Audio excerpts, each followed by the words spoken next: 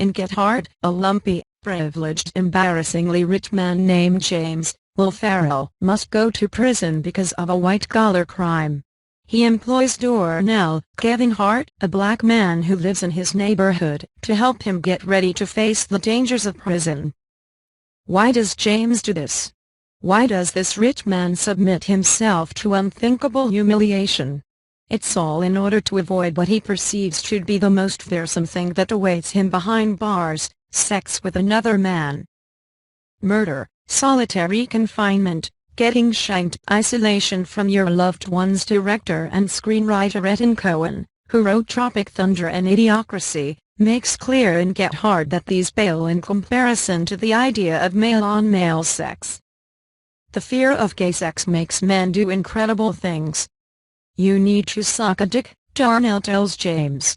He's taken James to a West Hollywood gay bar because they've accepted their fates. James's prison training isn't going so well. Darnell has run out of options.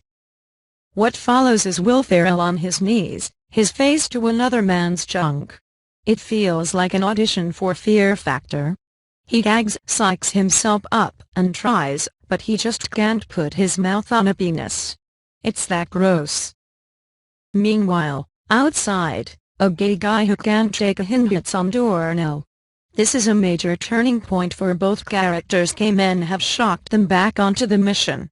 Gay male sex, as Cohen and fellow screenwriters Ian Roberts and J. Martell portray it, is so loathsome and disturbing that it has the power to change a man's life, teach him how to make and use shives, and motivate him to learn advanced self-defense.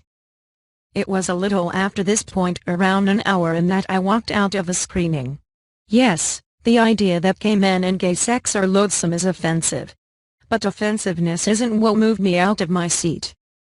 What sealed the deal was that these dated gay jokes were done in a lazy, shop-worn way. And they were delivered over and over again. There's no attempt at cleverness or insight here. Get Hart, clearly, is not trying for depth. It's a buddy comedy, a bro-down filled with slapstick gags. But as movies like 21 Jump Street, The Hangover, and The Heat have shown, just because the characters may act silly or dumb, the humor doesn't have to be. Cohen, along with Roberts and Martell, who write for Comedy Central's Key and Peele, should understand this. In fact, there are moments when you can see that this movie wants to convey a deeper message about class, race, and prejudice. James is oblivious to the lives of anyone outside of his income level. He treats his maids and landscapers as if they are disposable, and on his initial meeting with Darnell he assumes Darnell is trying to rob him.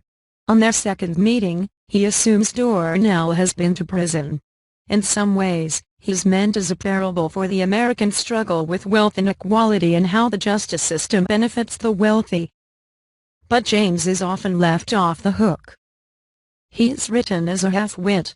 Although he's making multi-million-dollar trades, he's clueless when it comes to what's going on around him. He doesn't realize his fiancée, Allison Brie, is only dating him for money, that Darnell is manipulating him, or that his boss Martin, Craig T. Nelson, might not be a great guy. His idiocy, along with everyone who preys on this idiocy, is meant to make us realize he's not as awful as he seems. And that, unfortunately, wholly undermines whatever satire the movie was aiming for. What we were left with is a lazy piece of filmmaking that lacks teeth. All it really wants to do is show you Ferrell and Hart are the good, funny guys. And perhaps that's why we were hit with a barrage of dated jokes, dull punchlines, and offensive gags. It's doubly strange watching Ferrell, who is exponentially smarter and more aware than this film would indicate, lean into the low-effort material he's given. For a movie that wants to send a message about privilege and prejudice, it displays a clumsiness and exemplifies a lot of the ignorance and thoughtlessness it wants to rage against. Get Hart wants you to laugh at James's privilege and his inability to see outside his own world, yet it seems oblivious when it comes to its own. And asking an audience to spend time with its laziness might be the most offensive joke of all.